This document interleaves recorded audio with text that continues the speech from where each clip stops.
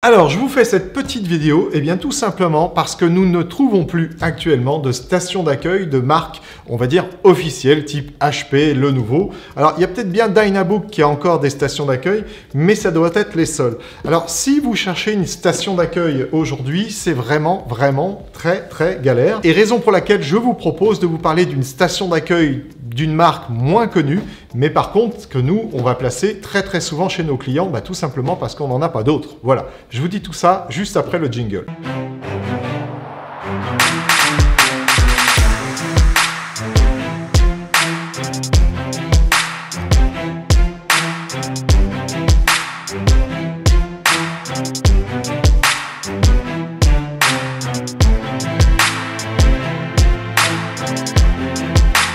Alors, le fabricant de cette fameuse station d'accueil, c'est StarTech. Alors, c'est même startech.com ou .com.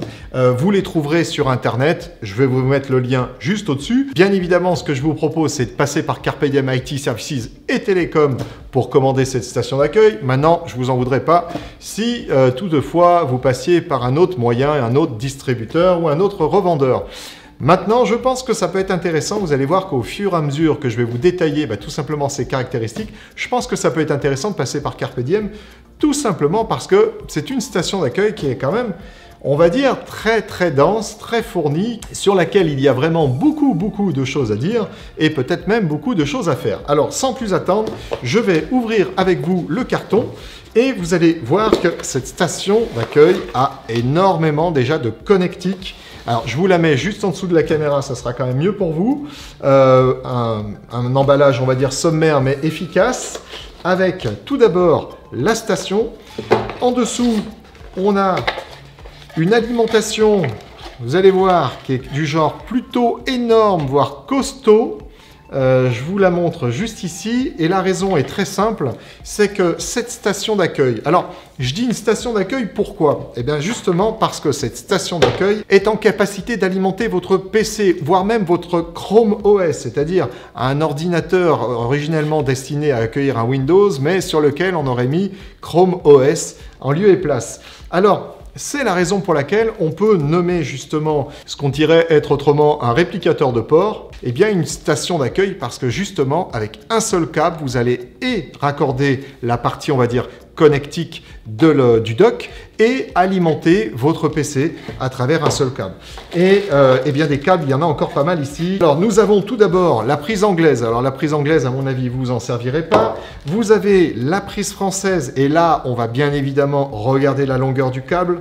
Car comme vous le savez, le câble, c'est quelque chose d'important quand on achète bien tout simplement un ordinateur ou un périphérique. Et bien tout simplement pour pouvoir mettre, par exemple, là, la dock à un endroit approprié pour vous. Alors déjà, bon, très petit câble. Alors ça, c'est pas un bon point. Startech.com, je vous le dis, mettez des grands câbles parce que là, vraiment, il est proche d'être ridicule. On a, je sais pas si on a 1 mètre, mais on les a tout juste. Alors j'espère qu'on fait mieux avec le câble du chargeur en lui-même. J'ai l'impression que oui. Alors, s'il veut bien, voilà, il veut bien à peu près. Là, on doit bien avoir 1 mètre, allez, pas loin d'1 mètre 50. Donc 1 mètre 50 plus les 80 cm qu'on a ici. Bon, on n'est pas trop mal. D'autant que ce chargeur, on va le raccorder à sa prise, comme ceci. Puis, on va alimenter, bien, tout simplement la dock. Et enfin, on a le dernier câble qui va nous servir d'interconnexion avec votre PC. Donc, on a encore une longueur de câble supplémentaire. Vous voyez, vous avez encore cette longueur de câble, allez, on va dire un petit 80 cm entre tout simplement la dock et le raccordement à votre PC. Donc, il n'y a pas de souci, ça ira bien. Et comme je vous le disais, c'est vraiment un seul câble. Donc, je vais vous le montrer ici. C'est vraiment un seul câble qui va vous servir tout simplement à raccorder la partie dock à votre PC et donc à transférer également l'alimentation. Voilà. Alors, en termes de compatibilité, ça, je vous le mettrai peut-être derrière moi ou alors je vous mettrai dans le descriptif de la vidéo tout simplement le chemin vers le descriptif produit. Moi, je vais évoquer avec vous les caractéristiques qui me paraissent importantes. Maintenant, je vous avoue qu'il y a beaucoup de choses à dire sur cette station. Donc peut-être, je dis bien peut-être que je vais en oublier quelques-unes, mais vous les aurez, quoi qu'il en soit, peut-être dans le descriptif, et si ce n'est pas dans le descriptif, dans le lien qui vous amènera à la page produit. Voilà, alors, cette dock, bon, déjà, elle est un peu légère, mais ce qui est bien normal, parce qu'en fait, le poids, c'est le chargeur qu'il a. Dans la partie dock, on va dire qu'on a vraiment la connectivité. Alors, côté connectique, vous allez voir qu'il y a de quoi faire. Vous avez déjà à l'arrière 2 ports USB 3.2 Gen 1, c'est-à-dire qu'il vous délivre du 5 gigabits.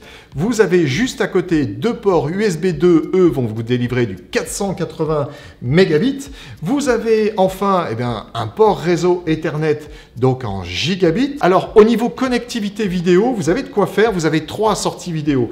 Vous en avez 2 en DisplayPort 1.4 et une sortie en HDMI qui doit être du 2.0. Alors, selon le nombre d'écrans que vous connectez dessus, soit vous allez être avec 4 écrans 4K, ou en tout cas 4 résolutions 4K exploitables en 30 Hz, soit si vous exploitez uniquement les 2 DisplayPort, vous serez en 4K, mais là, vous pourrez monter en 60 Hz. Vous avez enfin à l'arrière, tout simplement la sortie USB Type C en Thunderbolt 3 qui vous permet bien évidemment de raccorder la dock à votre PC et de délivrer d'une part toute la connectivité dont je vous ai déjà parlé et en plus, tout simplement son alimentation jusqu'à 100 watts. C'est-à-dire grâce à l'alimentation que je vous ai montré tout à l'heure, vous allez pouvoir fournir jusqu'à 100 watts de puissance. Donc normalement, tout type, on va dire, de PC récent est capable de fonctionner dessus. Alors bien évidemment, il ne faut pas non plus lui mettre une workstation qui aurait la dernière carte Nvidia à l'intérieur, ça ne fonctionnera pas. Mais par contre, les ZBook Fury ou Firefly,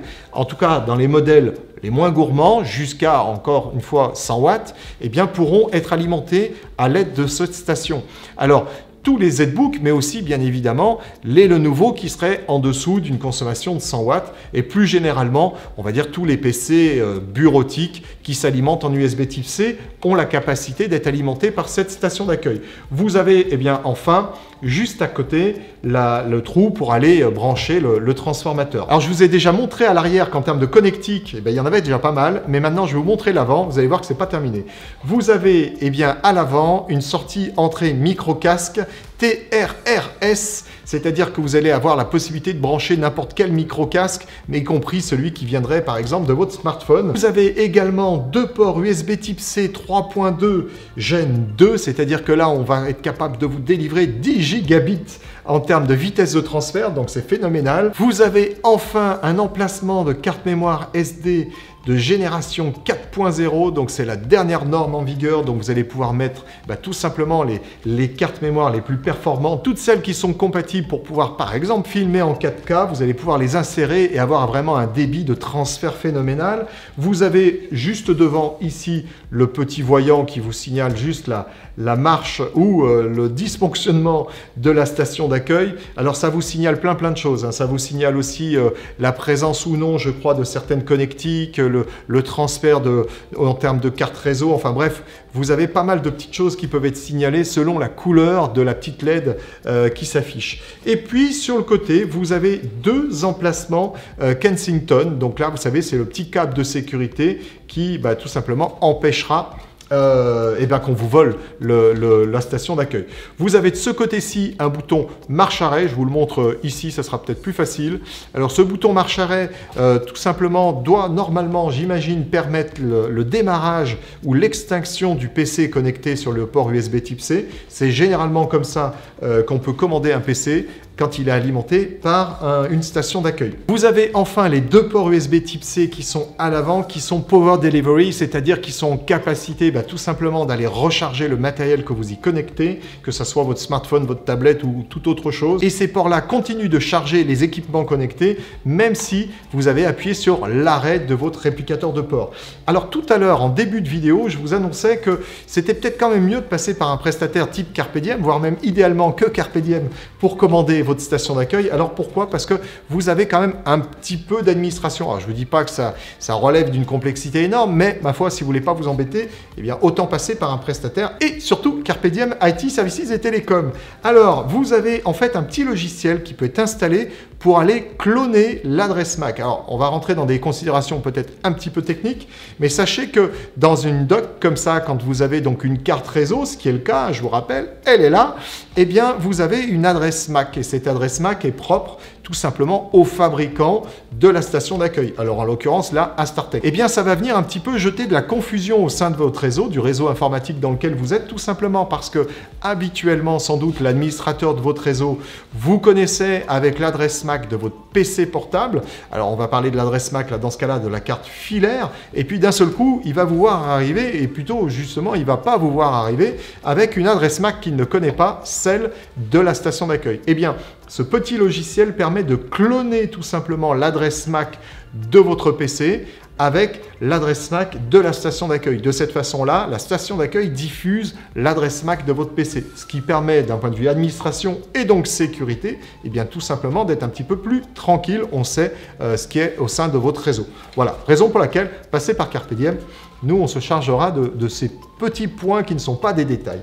Alors, pour finir, je vous dirais que déjà, c'est une station d'accueil qui est garantie 3 ans. Donc vraiment, aucune crainte à avoir. Vous avez un MTBF. Vous savez, le MTBF, c'est en gros, à partir de combien d'heures d'utilisation je risque d'avoir une panne. Je dis bien je risque, hein, ce n'est pas non plus inévitable. Eh bien, c'est 215 990 heures.